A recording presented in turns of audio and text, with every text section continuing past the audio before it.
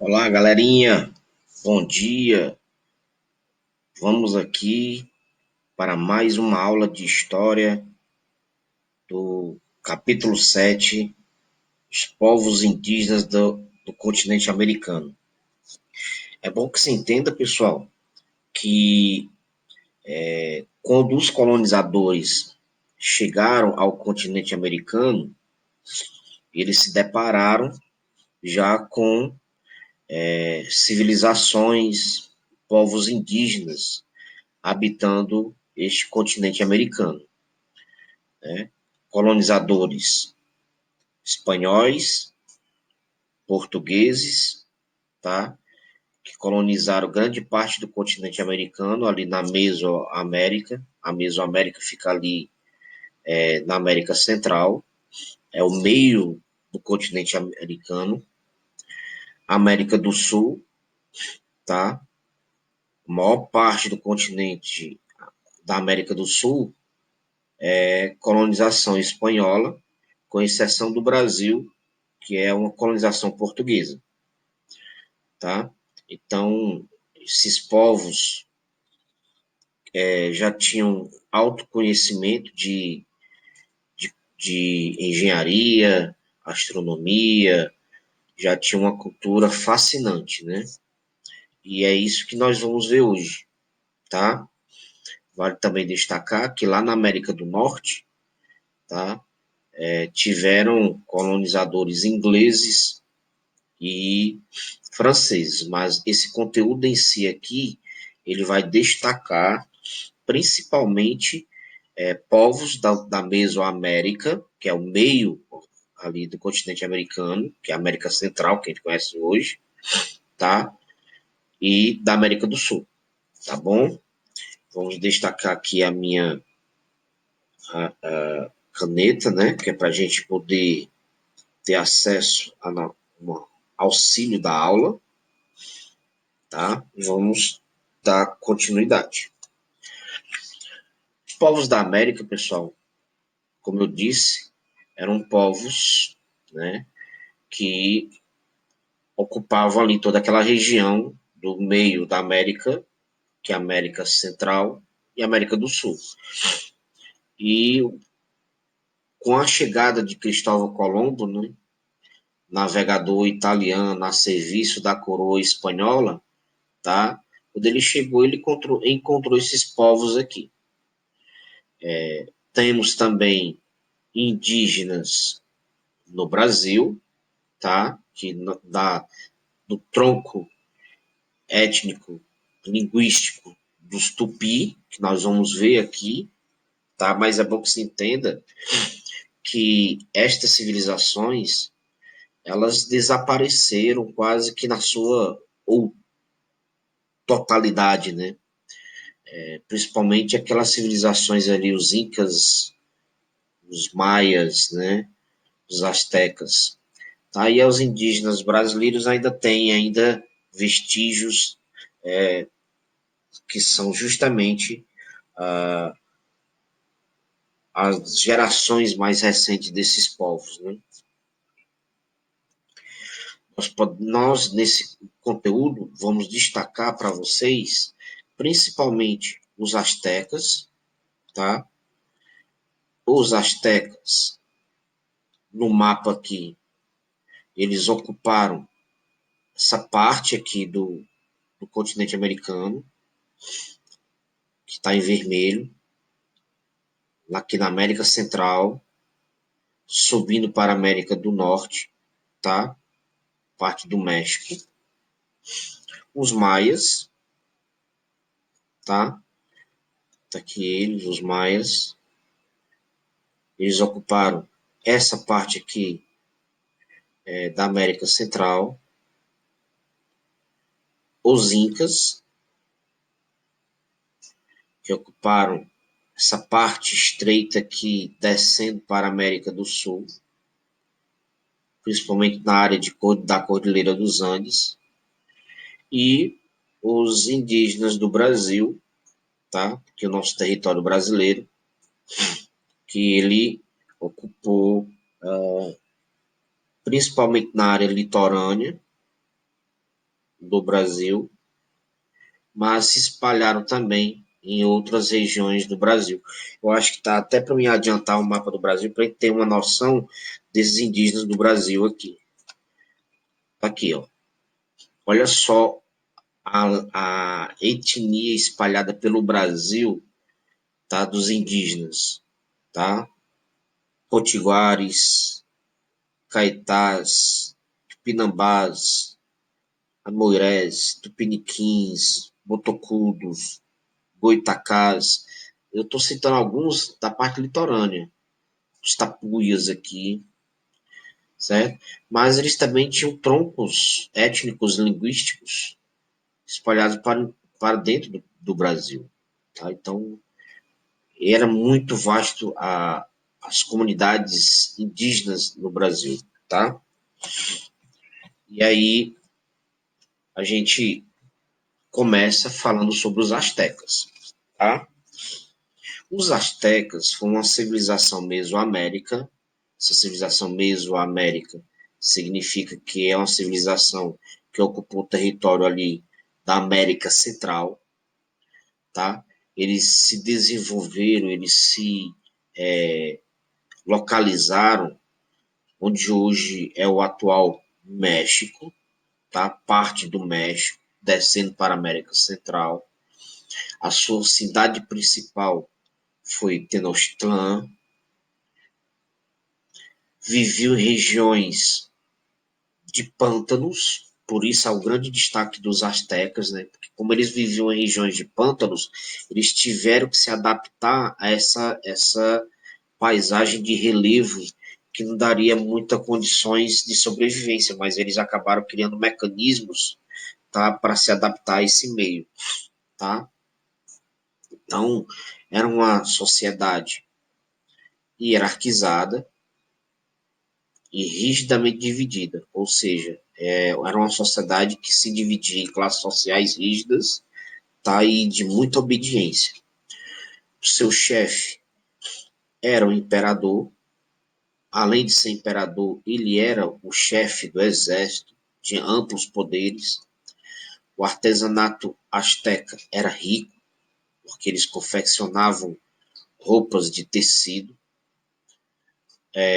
fabricavam objetos de ouro, prata e principalmente tinham habilidade nas pinturas.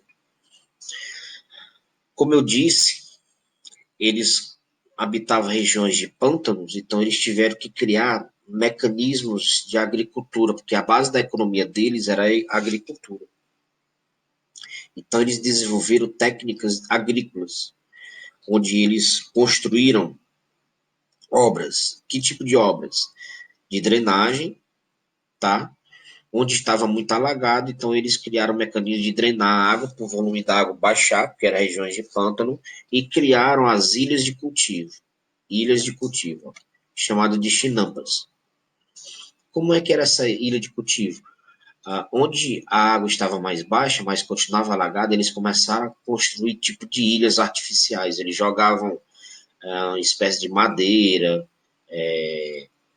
galhos de árvores, mutuando até formar uma grande ilha, e em cima dessa ilha, tá, eles jogaram tipo de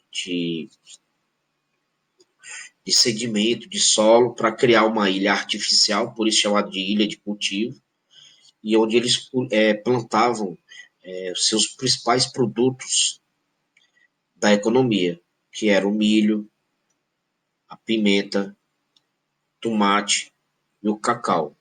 Tá? Eles cultivavam nessas tipos de ilhas, colhiam, usavam para o seu próprio uso e comercializavam para as outras regiões, certo? Inclusive, a semente do cacau foi até usada como uma espécie de moeda, tá? Uma moeda, porque o cacau era muito apreciado e ele era utilizado para se fazer uma espécie de licor, uma bebida. Então, as amêndoas, o fruto, né, era justamente valorizadas, então eles chegaram até compará-las como uma moeda. Então, quando eles comercializavam os produtos, essa moeda do cacau era usada, tá? A religião asteca era politeísta, ou seja, eles cultuavam muitos deuses, principalmente Deus Sol, Lua, Trovão e Chuva, tá? E eles cultuavam um tipo de símbolo, como uma deusa. Essa deusa era representada por uma serpente emplumada. Tá? Eles pegavam penas de árvores nativas e fabricavam esse tipo de artesanato representando uma deusa, a serpente emplumada. A escrita asteca era feita através de desenhos e símbolos, como se fossem aqueles hieróglifos egípcios, muito parecidos, tá? Mas parecidos. Estou dizendo que eram iguais, tá certo? Há uma certa semelhança. E o calendário, né? Maia foi até utilizado, modificado pelos astecas. Os astecas conheciam o calendário maia e eles criaram um para eles, tá? Dentro das suas características.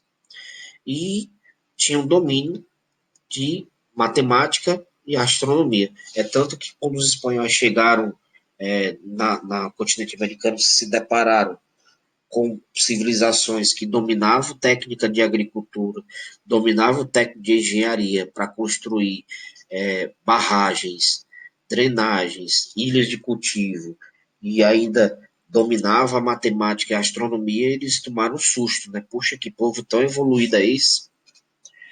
E saímos aqui dos astecas, chegamos aos maias, tá? Maia. Os maias foram a civilização que habitou regiões de florestas tropicais, onde hoje é a atual Guatemala, tá? Honduras e a península de Yucatán. Essa península de Yucatán hoje equivale à região sul do atual México. Se a gente for lembrar aqui, né? Tá? Olha só, os maias. Por isso que os maias e os astecas, eles acabaram compartilhando um certo tipo de calendário, né? Porque eles eram muito próximos dos outros, tá?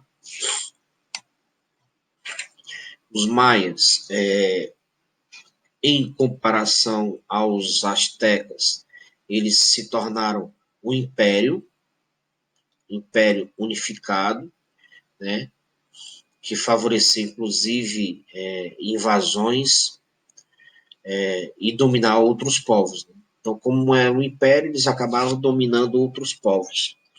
Formavam núcleos de decisões, né, centros administrativos, praticavam política e a religião, tá? E era o seu estado, ele era teocrático, ou seja, existia um Deus, né? E religião era o centro, religião, crático, né? É centro, né? Ou forma definitiva de, de cultuar, tá? A sociedade maia era formada por nobres, que era composta pela família real, sacerdotes, que eram os responsáveis pelos cultos religiosos e conhecimentos, os chefes militares e os administradores do império, que eram os cobradores de impostos, os camponeses, que formavam a base da sociedade maia, os artesãos e os trabalhadores urbanos, né, que faziam parte das camadas menos privilegiadas dessa sociedade. A economia maia, assim como a asteca, era pautada na agricultura, com o cultivo de milho, feijão e tubérculos, tá? Na arquitetura, eles construíram grandes pirâmides, grandes templos, grandes palácios. Vocês percebem que aqui nós temos três tipos de construções, inclusive cada construção dessa aqui atribuída a essa sociedade, a família real, sacerdotes, administradores, né? Eles tinham uma grande habilidade arquitetônica, tá, pessoal? A arquitetura deles era fantástica, impressionante. Trabalhavam com artesanato, onde eles tinham a habilidade da fiação de tecido, uso de tintas em tecido e roupas. Quer dizer, como é que esse pessoal tinha habilidade com isso sem conhecer nem as técnicas de cultivo, de tear fios de tecido e pintar tecido que os europeus tinham? Então, por isso que os europeus espanhóis ficaram abismados com o nível de intelectualidade, o nível de conhecimento e domínio da sua cultura, né? A religião maia era politeísta, olha só que interessante, em comparação à asteca, né? Politeísta, tá certo? Os maias também eram politeístas, se a gente for comparar, porque eles eram muito próximos, cultuavam muitos deuses, tá? E principalmente deuses voltados à natureza, mesma coisa em comparação aos astecas, tá? E o que mais intriga a sociedade é que eles tinham um, um calendário, tá? Bem eficiente, mas complexo. Era um calendário, tá? Que calculava até os 365 dias do ano e que dentro desse calendário tinham supostas tragédias que ocorriam ao longo de tempo, né? Então foi até aquele famoso calendário maia que diz que em 2012 o mundo iria acabar, né? Tá? Mas isso é porque eles faziam estudos e alguns fenômenos naturais que ocorriam na região dos maias, eles calculavam que talvez ele ocorresse novamente. Um exemplo, para vocês poderem entender. Se hoje ocorresse uma grande tempestade, uma tragédia natural, eles calculavam no calendário deles. Por coincidência, daqui a 5, 10 anos, esse mesmo fenômeno ocorresse, eles marcavam novamente. E se esses fenômenos ocorressem nesses intervalos de 5 anos, eles colocavam, prevendo que isso iria acontecer novamente. Então era uma precisão, mas isso é por causa dos fenômenos naturais que ocorriam na época. A gente pode até citar fenômenos como o El Niño, tá? Fenômenos como Laninha, que hoje eles acabam influenciando muito a nossa sociedade hoje em dia. Esses fenômenos ele, ocorrem nos intervalos de 10 em 10 anos, então eles tinham, os maias, essa noção. Chegamos aos Incas, tá? Os Incas tornaram-se um império, certo? Que se alastrou na América do Sul, voltando no nosso mapinha lá, ó. Olha os Incas, que eu mostrei para vocês, os Incas em azulzinho claro, ó, ocuparam parte da Cordilheira dos Andes, na América do Sul,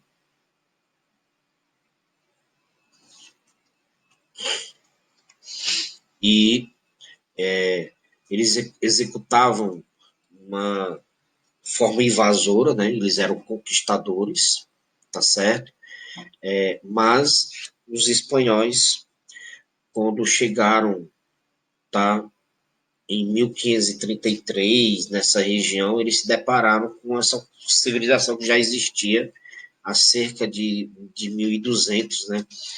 Era um império composto por grupos étnicos, tá, comandado por uma elite política.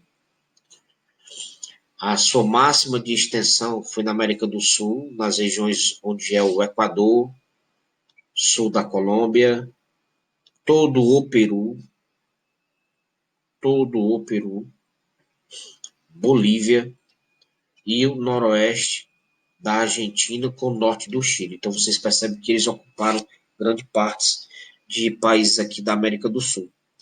Tá? Inclusive, hoje em dia ainda, se você conseguir fazer uma visita até a Cordilheira dos Andes, dessas regiões aí, tem muitos traços da cultura inca, tá certo? Tem muitos vestígios, ainda existem indígenas, ainda descendentes dessas comunidades. Como foi o Império, ele acabou se abrangendo com mais de 700 idiomas diferentes, né? Culturas diferentes. E esse idioma era o Quichua, tá? O idioma nativo deles. Construíram casas consagradas às divindades, como é que eles cultuavam os deuses, então eles tinham que construir casas, não templos, né?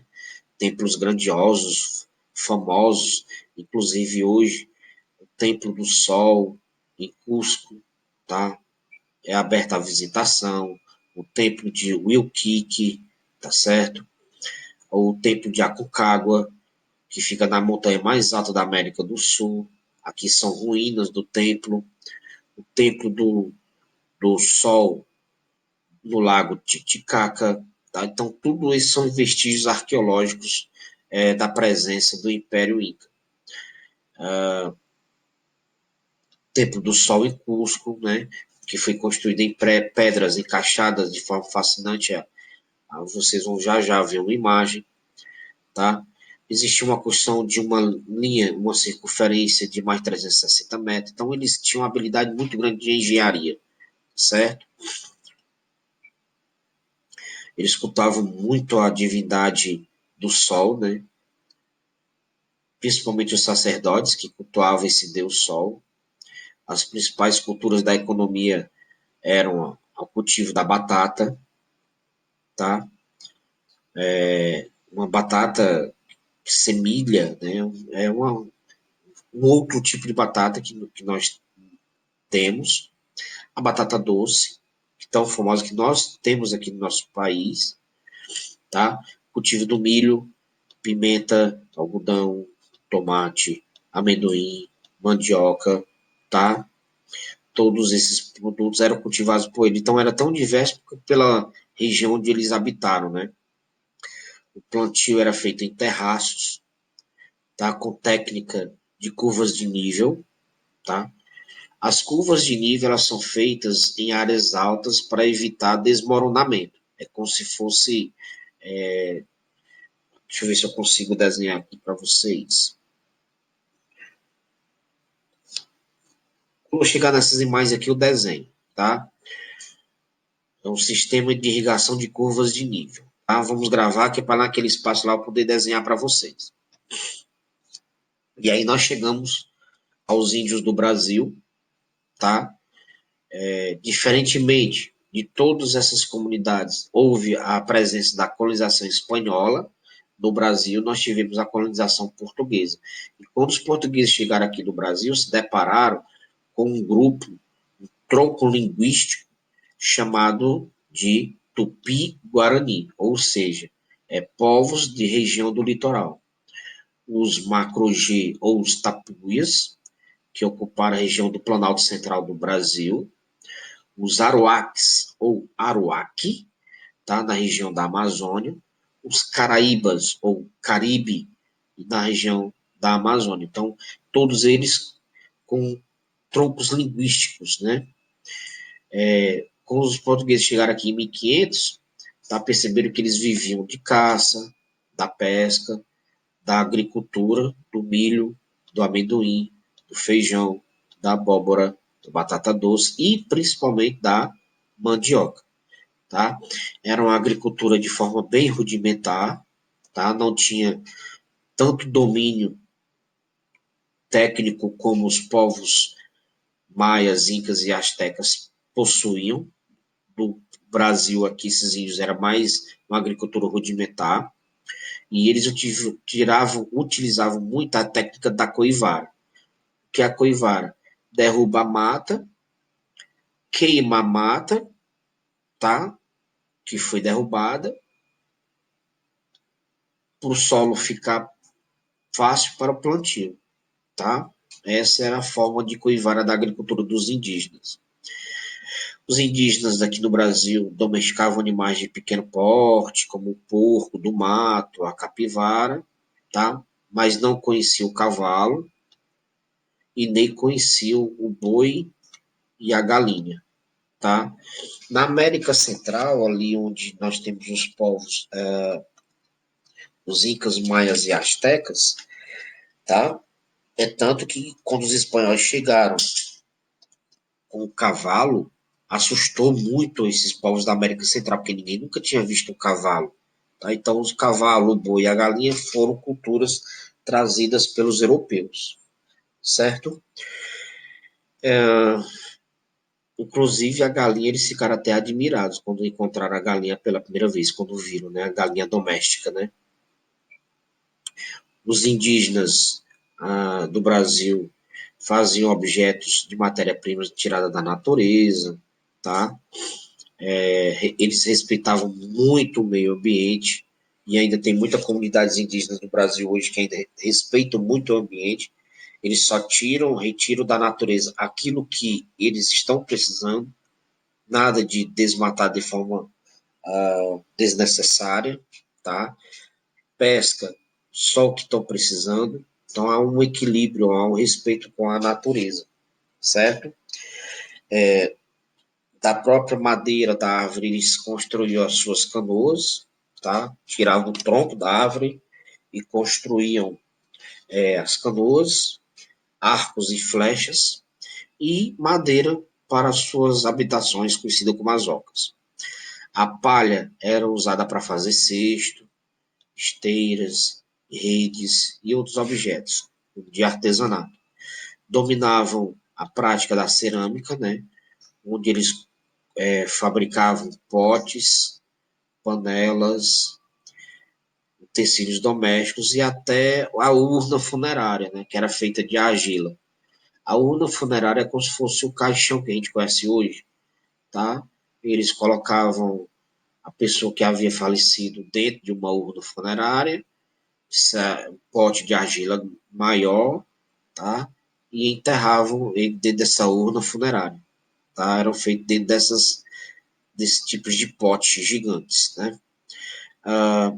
Das penas e pele de animais, eles fabricavam roupas e enfeites para cerimônias, e o urucum, né, era muito usado para a pintura do corpo. O urucum hoje a gente utiliza para dar cor, né, no nosso alimento. Cor e sabor, né, avermelhado. E aqui nessa página aqui eu estou trazendo para vocês algumas imagens dos astecas, ó, certo? A pirâmide deles, tá? Plumagem, era muito utilizada a plumagem na cultura deles. Nos rituais religiosos, eles faziam os sacrifícios para alguns deuses, no caso o Sol, que é um sacrifício onde eles, no topo das pirâmides, ó, o topo das pirâmides era até plana, para que eles pudessem fazer os rituais de sacrifício, tá? A mandala em cerâmica, mandala representando aí o calendário deles, certo?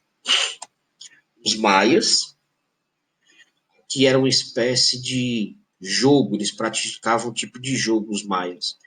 Então, o jogo era para que eles pegavam uma espécie de bola, tá? Fabricado com matéria nativa deles, e o objetivo era jogar essa bola para que ela atravessasse esse espaço aqui, esse orifício dessa construção aqui, né? Inclusive, se fala muito que esse modelo aqui de jogo dos maias inspiraram os europeus a criarem o basquetebol, né? O basquete, tá? Algumas pesquisas apontam que ele foi inspirado no objetivo do jogo dos maias, que era jogar uma bola e essa bola atravessar, encaixar dentro deste orifício, tá? E aí o basquete, ele supostamente tenha sido originado a partir daí.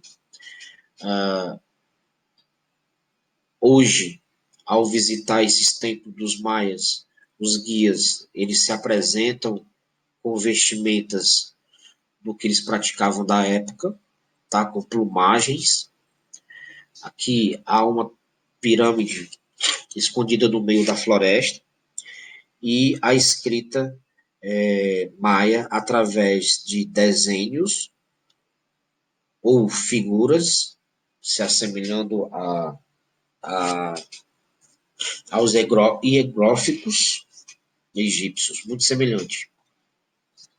Eu vou utilizar aqui justamente esse espaço para me mostrar para vocês o que eram curvas de nível, tá? Eu tenho aqui uma espécie de uma montanha ou um jardim alto, tá? E se eu plantasse nesta região, ela poderia erodir. Então eu construía linhas de terraços, tá? Como se fosse áreas de jardim, e dentro dessas linhas eu plantava as minhas plantinhas, do milho, seja de qual for a cultura. Ao chover, a água ao escorrer, a água ao escorrer,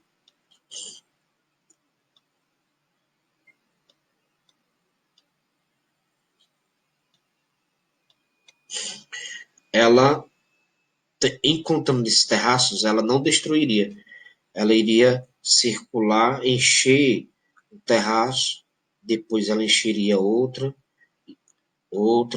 e não ocorreria o processo de erosão, tá?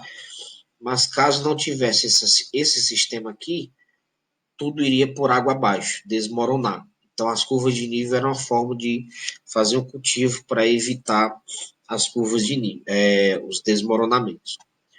E aí vocês estão vendo aqui todo o tronco linguístico, né, dos indígenas do Brasil. E eu fico aqui, agradeço muito vocês pela aula de hoje. Façam os exercícios de fixação deste capítulo. Esse exercício não precisa enviar para mim, ele é uma obrigação do aluno.